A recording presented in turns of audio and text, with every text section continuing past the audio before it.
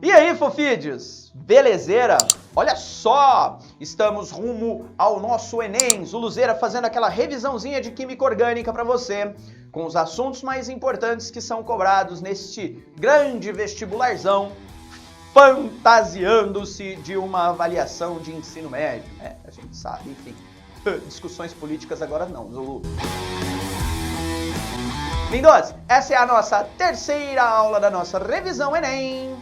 E hoje nós vamos falar da terceira... Zulu perdeu o sincronismo da cortina. Ei, Zulu! Bora lá, molecada! Assunto importantão, isomeria. Olha só! Quando a gente fala de isomeria, você precisa se lembrar que você vai ter dois tipos de isomeria. A isomeria plana, que são aqueles casos de isomeria de posição, cadeia, compensação, função e tautomeria, que é o caso de isomeria dinâmica. Quando eu falo de posição, cadeia e compensação, a função orgânica é a mesma. Na isomeria de função ou tautomeria, eu tenho mudança de grupo funcional. Importante, isomeria plana. Você resolve fácil construindo a estrutura. Construiu a fórmula estrutural plana, você já enxerga o caso de isomeria, você já enxerga a diferença, ficou fácil de resolver. Entretanto, tem aquele outro casinho de isomeria, que são as isomerias do tipo espaciais. E aí nas isomerias espaciais, a gente tem o caso da isomeria geométrica e o caso da isomeria ótica. Importante, na isomeria geométrica, não adianta só construir a estruturinha plana. Você vai precisar verificar a geometria dos átomos de carbono para enxergar aquele centro rígido, geralmente vai ser uma dupla ligação, ou então um ciclo alcano também permite que você estude isomeria geométrica. Lembre-se sempre, aquela parte do centro rígido que você está estudando, ela vai ter que ter ligantes diferentes. Bom, olha só, na isomeria geométrica a gente vai ter o caso do cis e trans, na isomeria ótica a gente vai ter o destro e o levo rotatório. Dito isso, quando eu falo das isomerias planas, tudo vai ser diferente, a única coisa que os caras têm em comum é fórmula molecular igual. Fórmula molecular igual, propriedades fisicoquímicas totalmente diferentes. Quando a gente vai na isomeria espacial, a fórmula estrutural plana é a mesma. Se eu olhar a fórmula molecular, ela é a mesma, a estrutural plana é a mesma, só que a hora que você joga a geometria na molécula, você enxerga as diferenças. Por isso, a gente vai perceber mesmas substâncias com algumas propriedades fisicoquímicas diferentes. Por exemplo, ponto de fusão e ebulição diferente. Quando a gente vai para a isomeria ótica, moleque, o negócio fica insano, porque é tudo igual, mesma fórmula molecular, no lance da geometria você não vai enxergar a diferença. Entre ponto de fusão e ponto de ebulição é o mesmo, entretanto, o que vai mudar é justamente, para nós réis mortais, o comportamento biológico da coisa, ou melhor, o comportamento fisiológico da coisa. Por isso que é muito importante estudarmos os casos de isomeria. Bom, dito isso, agora que você lembrou, isomeria plana, isomeria espacial, geométrica e ótica no campo da isomeria espacial, cadeia, posição, compensação, função e tautomeria, que é o equilíbrio dinâmico, eu estudo no campo das isomerias planas. Bora resolver uns exercícios maluco, nervoso, forte, tipo você? Vamos lá, brole! Resolvendo os exercícios. Presta bastante atenção nesse primeiro exercício. Inclusive, aprenda com as abelhas. Olha só.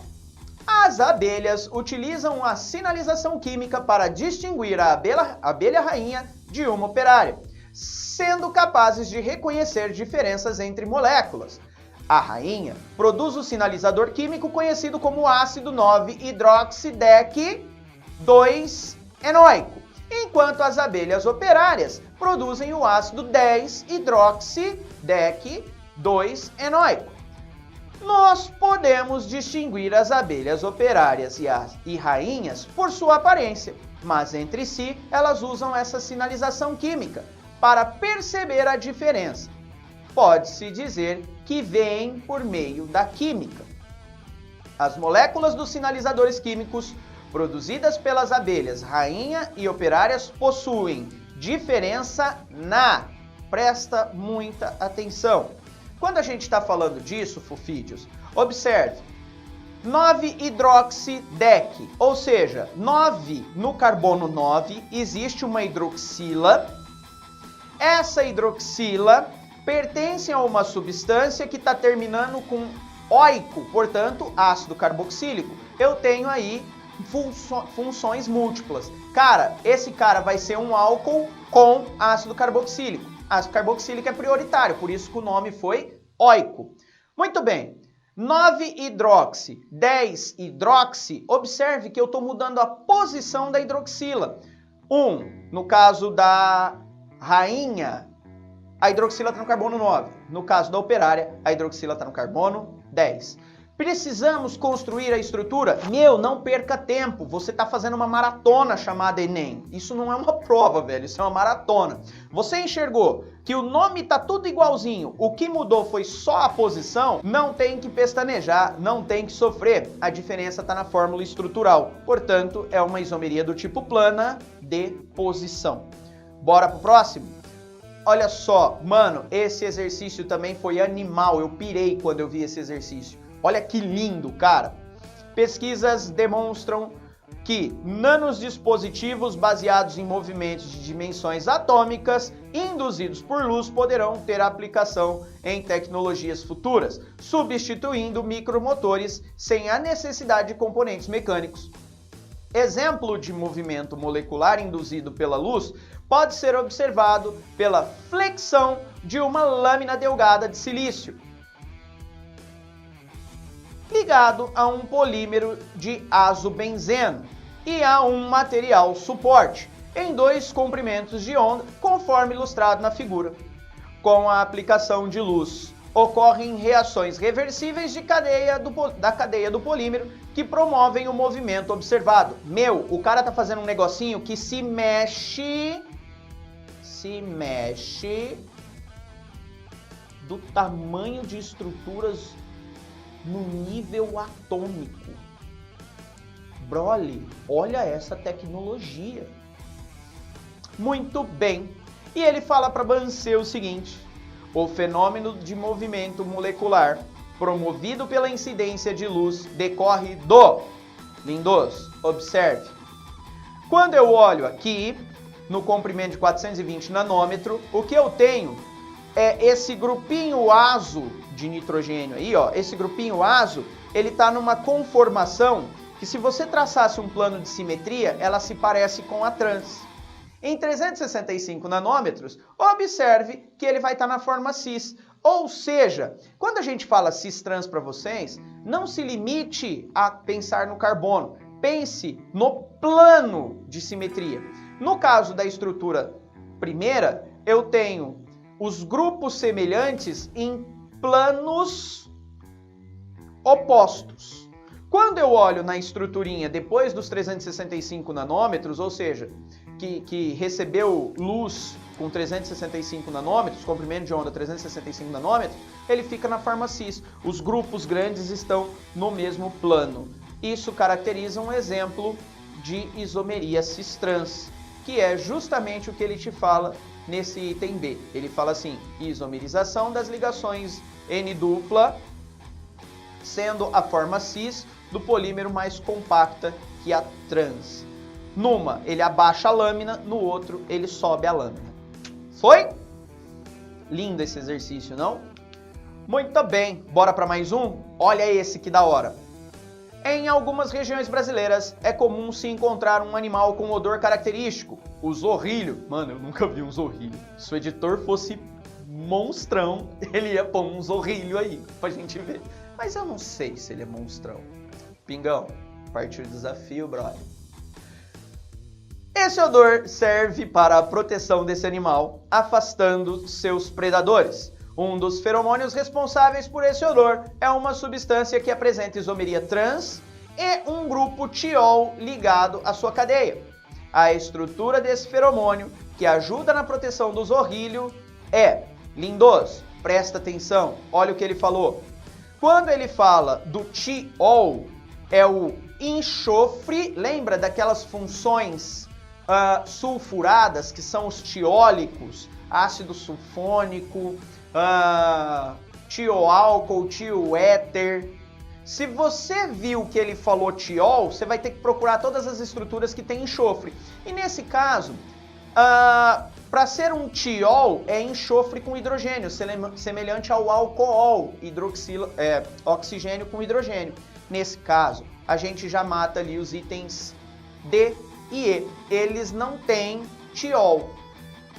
Bom, você já enxergou isso. Agora, eu preciso enxergar também a isomeria trans. Se você olhar a estrutura de A, ela não aceita isomeria, uma vez que eu tenho o carbono da dupla ligado a 2 hidrogênios. Eu precisaria ter os hidrogênios que são iguais sendo coisas diferentes entre si. Então o item A já não daria para ser. Agora, olha só que louco, brole. Ele quer o trans. Se você olhar no item B, eu tenho uma estrutura em trans. No item A, no item C, a gente tem uma estrutura em cis. Portanto, para ser trans, só pode ser a estrutura de B. Tudo bem? Eu tenho um tiol em trans. Foi? Lindos, olha só. Opa, temos mais um, verdade, para falar do caso de isomeria ótica. Tinha esquecido desse. 4. Várias características e propriedades de moléculas orgânicas podem ser inferidas analisando sua fórmula estrutural. Na natureza, alguns compostos apresentam mesma fórmula molecular e diferentes fórmulas estruturais. São os chamados isômeros, como ilustrado nas estruturas. Observa que você tem essas estruturinhas. E ele está te falando assim, ó, entre as moléculas apresentadas, observa-se a ocorrência de isomeria. Vamos lá. Gente, se você fizer a fórmula estrutural desse cara, se você fizer a fórmula molecular, você vai perceber que eles têm mesma fórmula molecular, eles vão ter alguma diferença. Presta atenção, você tá vendo um OH cor da pele bem fortão? Esse OH cor da pele bem fortão, ele tá vindo para fora do plano da tela. Quando a gente fala, ó, ele estaria saindo aqui, ó, do plano da tela. Quando a gente olha o rachuradinho lá atrás, ele tá entrando no plano da tela. Ou seja, o que está caracterizado aí é a presença de um carbono assimétrico ou carbono quiral. Gente, esse carboninho quiral, ele só vai aparecer quando eu tiver casos de isomeria ótica. Belezeira? Foi, portanto, o tipo de isomeria que nós temos nessas estruturas é a isomeria do tipo ótica. Olha só.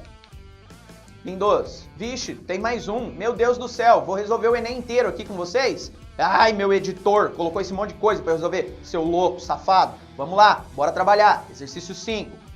A figura representa a estrutura química do principal antiviral usado na pandemia do gripe H1N1, que se iniciou em 2009. Lindos, olha essa estrutura grandona. De novo, os carbonos 3, 4 e 5 da estrutura marcados. O que eles têm em comum? São centros quirais. Portanto, esses três caras vão caracterizar isomeria ótica.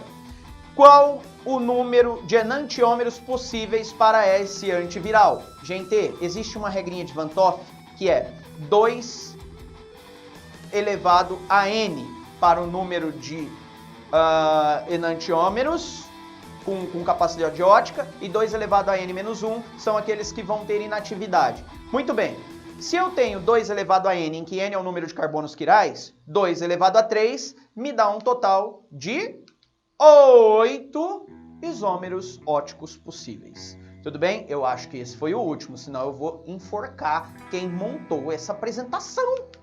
Ai, groia, foi o último. Ah, é?